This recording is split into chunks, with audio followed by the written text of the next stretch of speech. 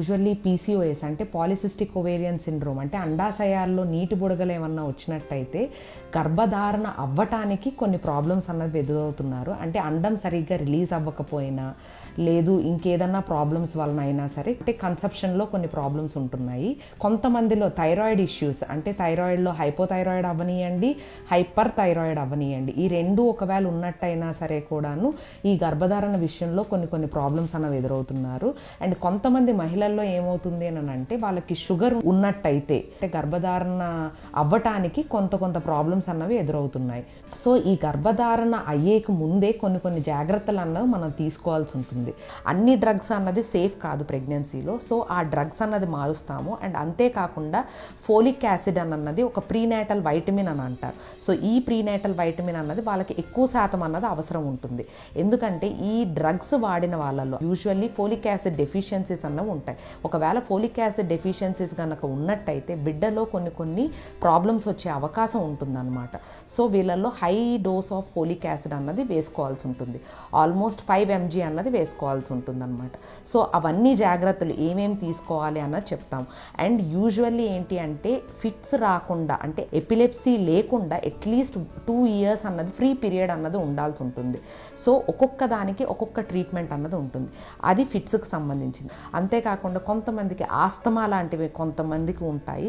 So వాళ్ళల్లో తగిన చర్యలు ఏమేమి తీసుకోవాలి, ఎందుకంటే ఆస్తమా ముందుగానే ఉంది అని అంటే ప్రెగ్నెన్సీలో అది ఇంక్రీజ్ అయ్యే అవకాశం అన్నది ఉంటుంది. సో వాళ్ళల్లో ఎటువంటి జాగ్రత్తలు తీసుకోవాలి, ఎటువంటివి అవాయిడ్ చేయాలి, ఎటువంటివి తీసుకోవాలి అన్నది మీకు క్లియర్గా ఎక్స్ప్లెయిన్ చేస్తారు. సో ఇవన్నీ చూసుకొని మనం ప్రెగ్నెన్సీకి ముందే దీన్ని ప్రీ కన్సెప్షనల్ కౌన్సిలింగ్ అని అంటారు.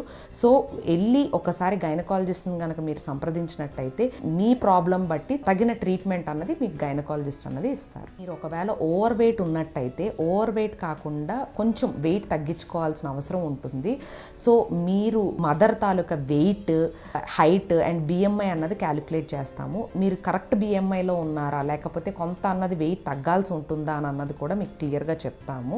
అండ్ అంతేకాకుండా ప్రీ కన్సెప్షనల్గా at least 2 to 3 months prior to the అంటే ముందుగానే ప్రెగ్నెన్సీ ప్లాన్ చేసుకునే ముందే మనం ఈ ప్రీనేటల్ వైటమిన్ అన్నది ఫోలిక్ యాసిడ్ అన్నది వాడుకోవాల్సి ఉంటుంది. అండ్ అంతేకాకుండా ముందుగానే రుబెల్లా వ్యాక్సిన్ ఒకవేళ వేశారా లేదా అన్నది చూసుకోవాల్సి ఉంటుంది. సో ఇవన్నీ ఏంటి అని అంటే ప్రీ కన్సెప్షనల్ కౌన్సిలింగ్లోకే ఉంటుంది. ఒకవేళ ఏమైనా డ్రగ్స్ కనుక వాడుకున్నట్టయితే ఏ డ్రగ్స్ అన్నది సేఫ్ ఇన్ ద ప్రెగ్నెన్సీలోకి మారుస్తాము. ఒకవేళ అన్సేఫ్ ఉన్నాయి అని అంటే అవి కంప్లీట్గా అవాయిడ్ చేస్తాము.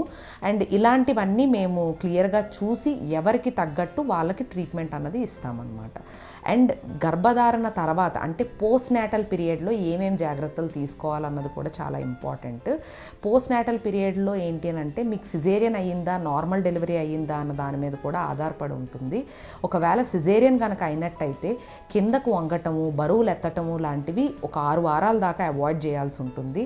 అండ్ హస్బెండ్ అండ్ వైఫ్ కూడా ఒక 6 వారాల దాకా ఎడమగా ఉండాల్సిన అవసరం అన్నది ఉంటుంది.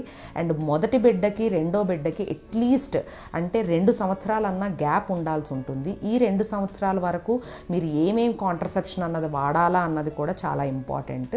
సో చాలా మెథడ్స్ ఆఫ్ కాంట్రసెప్షన్ అన్నది ఉంటుందండి. సో మీరు వెళ్ళి ఒకవేళ అంటే మీరు ఏ కేటగిరీ కింద కావాలి అనుకుంటున్నారు.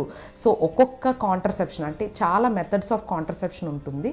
సో ఒక్కొక్క మెథడ్కి ఏంటి అడ్వాంటేజెస్ ఏంటి డిసడ్వాంటేజెస్ అన్నది మీకు క్లియర్గా గైనకాలజిస్ట్ వివరిస్తారు. డైటరీ మోడిఫికేషన్ అంటే ఇది తినకూడదు అంటే పులుపు తినకూడదు, పప్పు తినకూడదు, వంకాయ తినకూడదు అన్నది చాలా మందికి ఈ నోషన్స్ అనేవి చాలా ఉన్నాయి.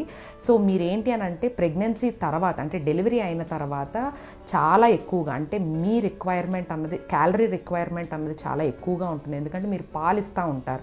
2 గంటలకు ఒకసారి పాలిచ్చేటప్పుడు మీకు ఆ ఎనర్జీ అన్నది చాలా తక్కువైపోతూ ఉంటుంది. ఎందుకంటే మీలో ఉన్న ఎలర్జీ కానీ కాల్షియం కానీ అన్నీ బేబీకి వెళ్ళిపోతూ ఉంటాయి. కాబట్టి యూజువల్లీ ప్రెగ్నెన్సీ కన్నా లాక్టేషన్ పీరియడ్లో మీకు ఎక్కువ క్యాలరీస్ అన్నది కావాల్సి ఉంటుందన్నమాట. సో ఫుడ్లో ఎటువంటి అంటే పత్యాలు గట్రా చేయకూడదు.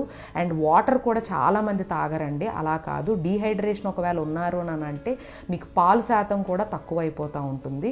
సో ఎక్కువగా నీరు, జ్యూసెస్ అలాంటివి ఏమన్నా తీసుకోవచ్చు, పాలు తీసుకోవచ్చు. ఇది తాగకూడదు ఇది తినకూడదు అని ఏం లేదండి, అన్నీ తినొచ్చు తాగొచ్చు.